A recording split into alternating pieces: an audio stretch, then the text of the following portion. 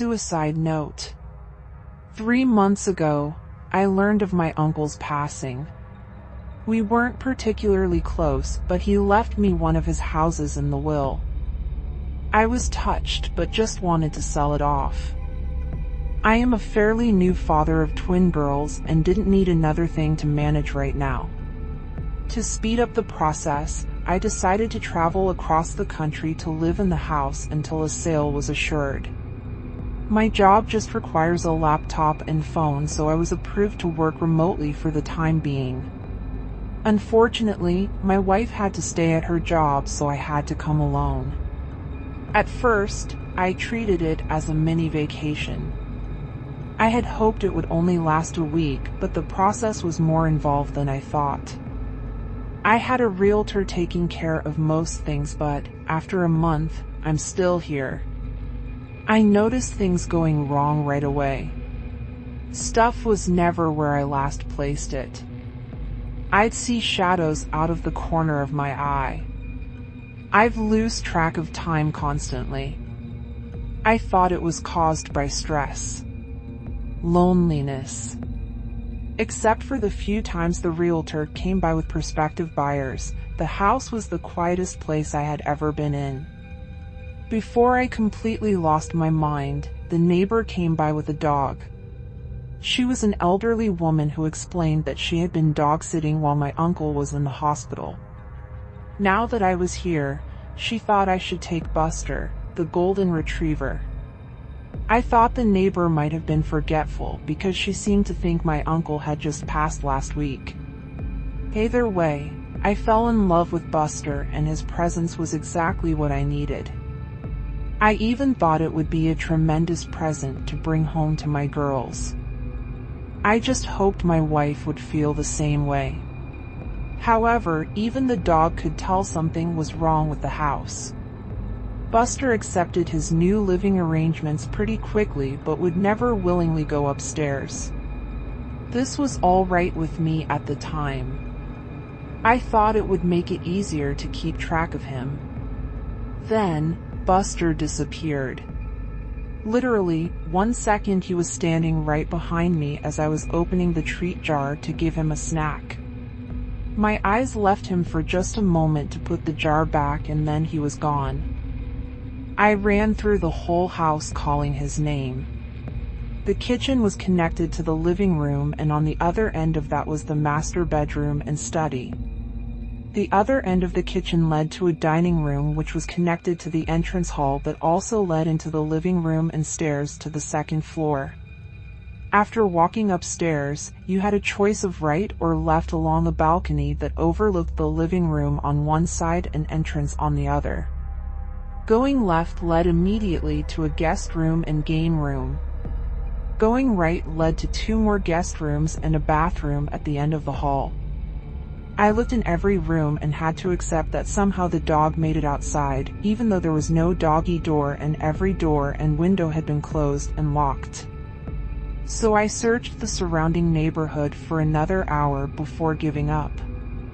I was thinking about making flyers when I opened the front door and heard Buster scrambling towards me from the kitchen. I was ecstatic, of course, but I just couldn't wrap my head around how I could have missed him. I let Buster sleep in the bed with me that night. In hindsight, it was a huge mistake, but it made me feel better at the time. Things picked up at work though, and I soon forgot about all the strangeness surrounding this house. Clients called me constantly, but we were getting a lot done, and I landed multiple large contracts in a row. I was working around the clock, but I knew I'd be due a promotion once I returned to the home office. Several times I'd get lost in a phone call or spreadsheet and suddenly find that it was nighttime. I'd be so absorbed with work that I would block out Buster whining for food or to go outside. I started to set alarms to keep track, but I had too many important clients to slow down. I was on top of the world, but my health was starting to suffer. I'd forget to eat and even sleep sometimes. There was always something else to do or someone to talk to. I even got better at taking care of Buster, better than I was taking care of myself at least. Then my good mood ended with a bang. Literally. Buster was whining behind me as I finished another spreadsheet. Then we both heard a door slam upstairs. For the first time since I brought him inside, Buster ran upstairs by himself. I almost called the cops, but I felt silly with the phone in my hand. I started to doubt I had heard anything at all. And if there were an intruder, surely Buster would have been making more noise. So I mustered all the courage I could manage and crept upstairs with frying pan as my weapon. It was dark upstairs, but enough moonlight was coming in from the downstairs windows for me to make out Buster standing in front of the bathroom. I had purposely closed every door when I last came through here looking for the lost dog, but this door was now wide open. I flipped on the hallway light, but nothing happened. With no better ideas, I raised my frying pan high and walked slowly to the bathroom. There was no window in here, so it was pure darkness inside. I was terrified. Bizarrely, Buster just looked frozen. His tail stood straight up and he just stood there pointed towards the door. I tried to take it as a good sign that he still wasn't barking. That's what finally got me through the threshold and into the bathroom. The whole time my eyes had been getting used to the darkness, and the bathroom was too small for there to have been anyone there without me noticing. I started to relax when I took a step forward into something sticky. I suddenly realized that I had my cell phone in my pocket. I pulled it out and turned it on to cast some light on the floor. I immediately dropped it at the sight of the bright red liquid that surrounded my feet. I fled the upstairs, and this triggered Buster to follow. This time I had no trouble calling the police. Thankfully, there was already a patrol car nearby, so 2 officers arrived within a couple of minutes. Their powerful flashlights cut through the darkness like knives, but they soon found nothing was wrong with the upstairs lights. Something did appear to be wrong with my pipes though, as they called out from above that the puddle was just rusty water. Because of their insistence, I climbed up the stairs again and clearly saw a muddy brown puddle in the bathroom. The banging must have been from a pipe breaking. Both cops had a laugh at my expense, but were otherwise understanding. They even gave me a number of good plumber, though my cell phone was ruined after I dropped and left it in the puddle. I would have to use the one landline in the kitchen from now on. I let them out and promised to call the plumber first thing in the morning. Yet, as exhausted as I was, I couldn't go to sleep over that excitement, so I stayed up to draft some more important documents for my company. Before I knew it, Buster had made another mess in the living room. I was dead tired and said some things to Buster that maybe I shouldn't have, and I did some things to him that I know I really shouldn't have. I decided to do something about the stress I had been under, and I spoke to my supervisor that same morning. To my surprise, they were happy to let me have the week off as a sort of mental vacation. Just like that, all my outstanding work was taken away. With nothing else to do, I tried to focus on Buster. I played games with him and fed him a bunch of treats to make up for my earlier neglect. Then I found the first message. I didn't notice it for some time since I had been avoiding the second floor. But I realized that I hadn't actually called the plumber. Before doing so, I went upstairs to see if things had gotten any worse. Instead, I immediately saw a message written in red on the hallway wall. It read, "Losing your mind?" For a second, I kinda did. I was scared to death at the thought that someone had to have sneaked into my house while I was there. Probably when I was sleeping. I won't bear repeating everything I said or did right after. Let's just say I hadn't become any braver since the banging. Eventually, I unlocked my bedroom door and made my way to the kitchen with Buster leading the way. I called the police again. Those same 2 officers were able to show up, and then, slowly, we cleared every inch of the house. Yet, we found no one. Everything was locked. No sign of forced entry. The police actually took me seriously, something that bewildered me at the time, and admitted that this isn't the first house in this neighborhood to experience this. There had been a series of break-ins where nothing was stolen, but the police officers still offered to have a car sit outside for the night. Even though I took them up on this, I soon realized that I'd never get to sleep tonight in this house. So I called my only friend in town, and really in the whole state, an old college roommate who coincidentally lived 30 minutes away. He offered to pick me and Buster up in a few hours, so I busied myself with packing up my suitcase. I didn't know how long I would need, so I pretty much packed everything I had brought with me to the house in the first place. I left my room to pick up some doggy toys when my friend called to say he was waiting outside. I decided to hang up the phone and meet him immediately. I needed the human company, and he could help me move my stuff. But the driveway was empty. There was no friend, no car. I called him back immediately, and he insisted he was outside.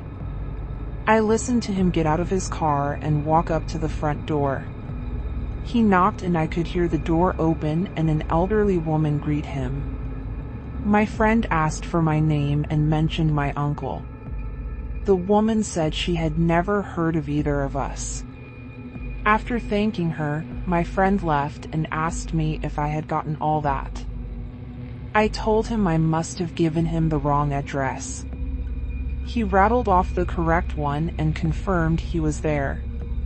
After asking him to wait, and I left the house again. I walked out to the street and looked back at the numbers written on the curb and on the mailbox. Only there weren't any numbers. Just a message, "Losing your mind?" on the curb. Written in red. The temptation to leave right away was great. I could just start walking and never stop. But I had to get my stuff and, more importantly, Buster, so I entered the house one last time. When I came back to the room, my suitcase was empty. Everything I had just spent the last hour packing up was back in its proper place. Despite how impossible this was, I focused on only one goal. We needed to leave. I put a leash on Buster and was shocked to see how haggard he was. I resolved to make it up to him when this was all over. I tried to leave out the front door like nothing was wrong, but I couldn't open it. The knob turned freely, but the deadbolt wouldn't slide back. I was really scared now, but Buster's presence helped. I knelt down to give him a hug, and he gave me an idea while licking my face. Whatever was happening, it sure wasn't the result of a maniac hiding in my house. Still, I didn't know what forces were actually opposing me, so I walked to the backyard and said loudly, "Well, Buster, time for a little walk." The glass door slid open easily. Buster bounded out happily. I guess it had been a long time since I let him outside. I followed more tentatively and, for the first time, examined the backyard closely. There was an iron fence surrounding the yard with another space between the bars that Buster could slip through. And then I saw it. A tree that grew too close to the fence and had several branches extending through and above it. I assumed the gate would be supernaturally locked too, so this was my exit. Buster didn't need any prodding. He waited patiently for me on the other side as I painfully pulled myself up and over the fence. I was suddenly aware of how weak and tired my recent lifestyle had made me. When I was in the process of climbing down the tree on the other side, Buster growled once and then took off like a shot, towards a nearby hill. I jumped down and gave chase. He disappeared over the top, and I scrambled to keep up on the surprisingly steep surface. Luckily, I found where someone had laid some stone bricks into the side for an easier way up. It was still steep enough that I had to focus on placing my feet correctly to keep from sliding, so I was looking down when my next reach up resulted in my hand grabbing carpet. Confused, I looked up to see the second floor landing. I looked down to see the rest of the stairs that led to the entrance hall and living room of the house. Buster was nowhere to be found. Demoralized and dead tired, I crawled the final steps and just sat on the landing for a while, occasionally calling for Buster. Eventually, the kitchen phone rang. Whatever ghosts were messing with me, I realized they couldn't stop outside forces from helping. I tumbled down the stairs in my haste and landed hard on the cold tiles below. But I was only dazed for a second and soon was in the kitchen with the phone in my hand. My wife's warm voice filled me with hope. She was concerned that she hadn't heard from me in a while. I couldn't recall the last time I had even tried. She was trying to tell me that my work hadn't heard from me in a week while I tried to tell her to call the police. Her words gave me pause though. I asked, "What do you mean?" "I was given the week off." "Dear? I thought you were supposed to continue working as soon as you got there." Yeah, but they gave me a week off because of all the stress I've been under." "Wait a second.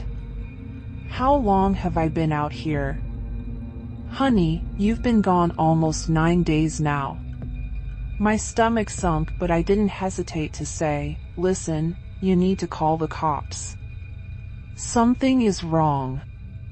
I think I'm having a medical emergency." I had just been trying to come up with an excuse to limit the amount of follow-up questions, but I ended up realizing that this was actually the most likely explanation.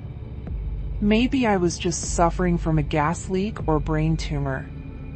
Ironically, either of those options seemed preferable than living in a haunted house.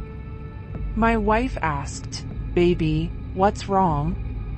Are you okay?" I thought I saw a shadow move out of the corner of my eye as I answered, "Yes, I'm okay, but no, I need help. There's something wrong about this house." "You aren't making any sense. Just listen to me, call the police and tell him my uncle's name. Tell them to come to this house and an ambulance might be needed. Please help me. Please help you. Pretty please?" With a cherry on top. I stared at the phone in my hand as my wife's voice continued to come out of it. It sounded like her, but in a mocking tone I've never actually heard from her before. She said, "Does your tummy hurt? When's the last time you ate? I wonder what Buster tastes like." I slammed the phone down, but whatever it was on the other side was right. My stomach was hurting. I couldn't remember the last time I had eaten. On cue, I heard Buster whining from upstairs. Only after I started running towards the stairs did I notice just how bruised and sore my legs were from my spill down those steps. I pushed through the pain and climbed the stairs yet again. Buster was back in front of the bathroom, lying on his side and looking thinner than I had ever seen him. "Losing your mind" was written all over the hallway now, including on the ceiling and floor. I no longer had any doubt the messages were written in blood, some of them were still dripping. I walked over and picked up Buster while a banging started at my front door. I would have jumped if Buster hadn't been weighing me down. I heard the front door open and whoever it was identified themselves as the police. I even recognized the voice as belonging to one of the officers who had visited previously. Why can't I remember his name? After calling out that I was upstairs, I turned with Buster and found the hallway stretched before me, many times its original length. Despite how thin he looked, Buster felt heavier than ever. I knew this was all just some sort of trick to not get me in touch with the police officer. I thought I must have really been talking to my wife. She had to have come through with calling the police, and the ghosts just distorted the end of the call. So I started my trek back to the stairs and shuffled my feet as fast as I could, yelling all the way. But then a voice answered the police officer. A woman's voice. My wife's voice. I could hear her say, "I'm sorry, my husband wasn't feeling well. He's resting in the bedroom. Can I help you?" I screamed as loud as I could just to get attention. But it was no use.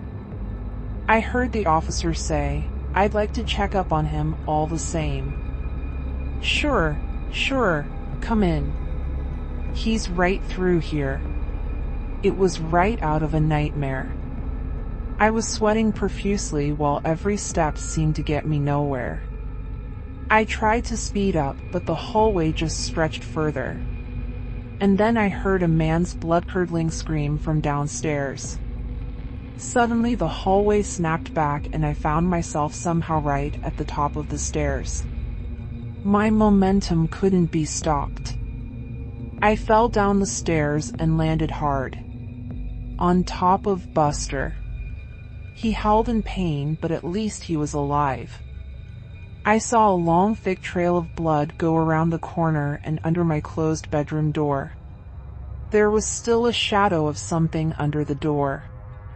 I painfully crept to the kitchen and grabbed my trusty frying pan before making my way back to the bedroom door as quietly as I could. My eyes watched the moving shadows nervously.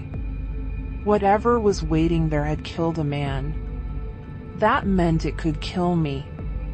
But if it could have a physical impact, then surely it had to be susceptible to a physical impact too. So I raised the frying pan and slowly started to turn the handle. Before I made much progress, the door flew open on its own and something turned suddenly to me. I swung my frying pan down. The cop stood before me, a smile frozen on his face. We both looked down at the knife plunged into his chest. My hand was still wrapped around the handle. He fell to the side and I fell backwards to sit heavily on the now clean floor. I was positive I had picked up the frying pan. I could remember its weight. But now I also remembered going to the kitchen and pulling out the knife. I seriously wondered if I was losing my mind. I looked down to find I had the knife in my hands again. I dropped it at once and crawled back to check on Buster. He wasn't moving. I put my head on his flank and was devastated to feel he was still warm but not breathing. I didn't know what to do, so I did nothing. I did nothing for a long time. I was lethargic but somehow made it to the couch in the living room. I waited there until nightfall and then slept on the couch. When I woke up, I waited some more. I wasn't sure what I was waiting for, but nothing horrible was happening to me while I waited. I wasn't in a hurry to change that. But the bodies of Buster and the cop were still there. I needed to do something. My stomach rumbled as I finally got off the couch. That was another problem with just staying put. First things first, I found a shovel in an outdoor closet attached to the backyard porch. Digging the hole was exhausting, so I settled for just burying Buster now. I planned on getting to the cop after finding something to eat. I picked up Buster and carried him outside. His fur was still so warm. It was hard to believe he was gone. But there was no life behind his big brown eyes. I gently laid him down in the hole and got to work. Some time later, I wandered into the kitchen and raided the pantry. The house was quiet apart from my efforts. Whenever I stopped moving, the silence was complete. I wondered if the ghosts had just been trying to make me a murderer after all. Now that their goal had been met, maybe they would leave me alone for a while. Just in time because I was starving and didn't need any more distractions. I opened a box of cereal and had a handful up to my lips when I paused. How could I tell I was actually eating what I was looking at? What if I had actually been opening a box of rat poison? I still wasn't sure what these ghosts were capable of. I imagined the food turning into worms after it was already in my mouth. With that thought, I threw the cereal to the ground and stomped off, no longer hungry.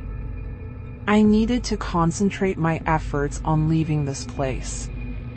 Right on cue, I walked by the front door. It was wide open.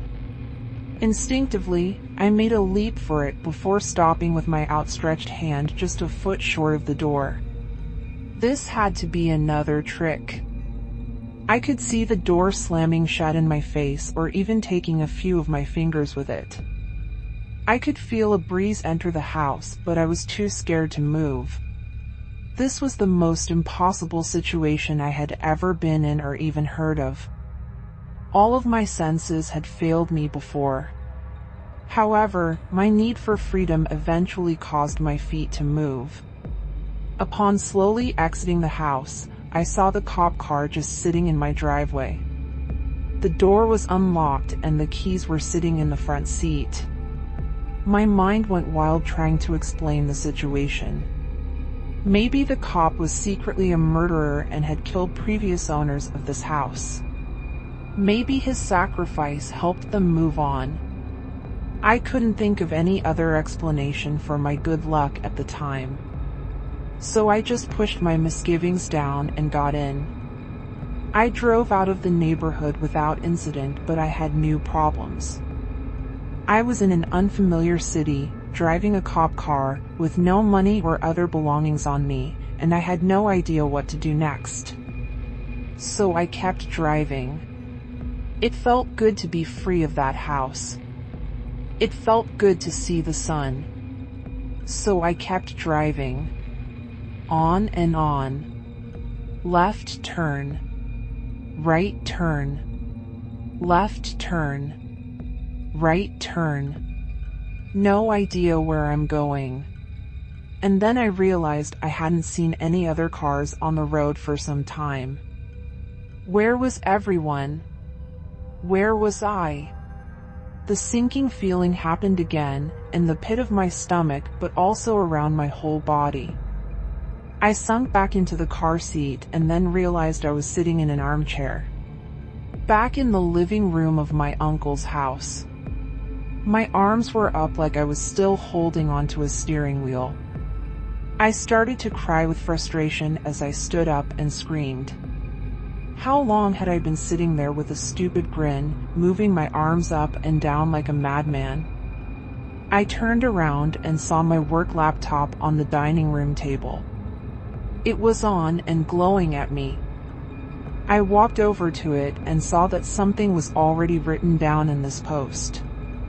It read, "Lost your mind? Good, now you won't mind losing the rest." Suddenly my fist felt weighed down. I raised it to find another kitchen knife in my hand. I dropped it immediately. I erased the message and started to type out a request for help. I ignored the screen and just focused on the keys. But I kept hitting them wrong and another message slowly formed. "I'm sorry. I've disappointed you all. For the last time, goodbye." I could have screamed again, but I noticed something had changed. I wasn't in the dining room anymore. I was in the study. I kept writing and writing and writing, and my own words started to come out. I have sent out emails requesting help. I've posted on the local police department's Facebook for assistance, and I've just tried to keep writing no matter what. This is my latest attempt to keep my sanity.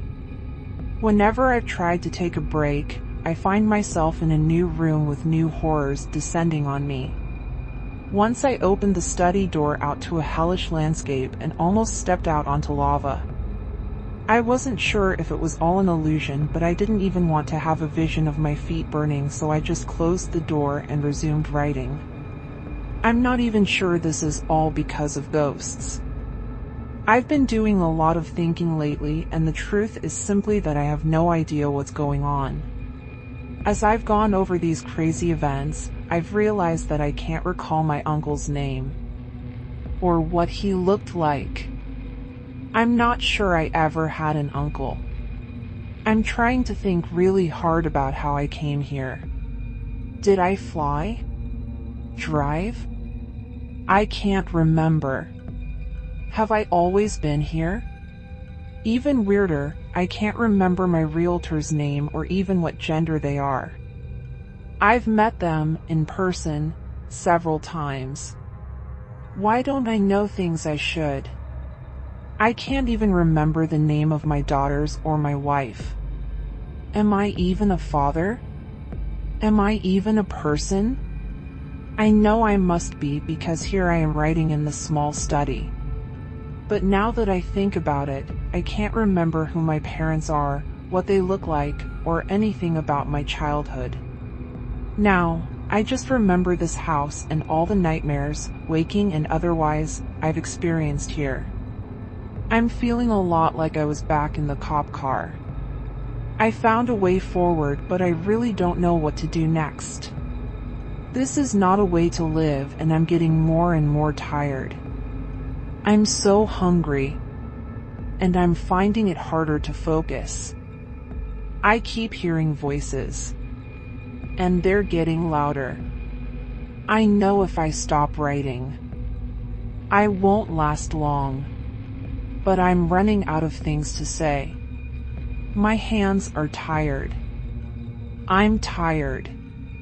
So tired. DABCDFGHIJKLMNOPQRSTUVWXYZ. The quick brown fox jumped over the lazy dogs. I need to keep writing, but I don't know what to say anymore. What's my name? I don't know. I'll die if I stop writing. I'll die if I stop working. ABCRGHIKLMNOQPRSTUVWYXANDZ. The quick burn faint of the lazy dogs. Dogs. Buster. I miss Buster. I wish I could pet him one last time. But was he ever real? Is anything? I'm so tired. So hungry. I need to focus. The quick brown fox jumped over the lazy goodbye. The quick brown I am sorry jumped over pointed you lazy dogs goodbye. I'm quick I've jumped pedisap the last time lazy dogs I'm sorry. Jumped over disappointed you lazy. For the lazy dogs, goodbye. I'm sorry. I've disappointed you all. For the last time, goodbye.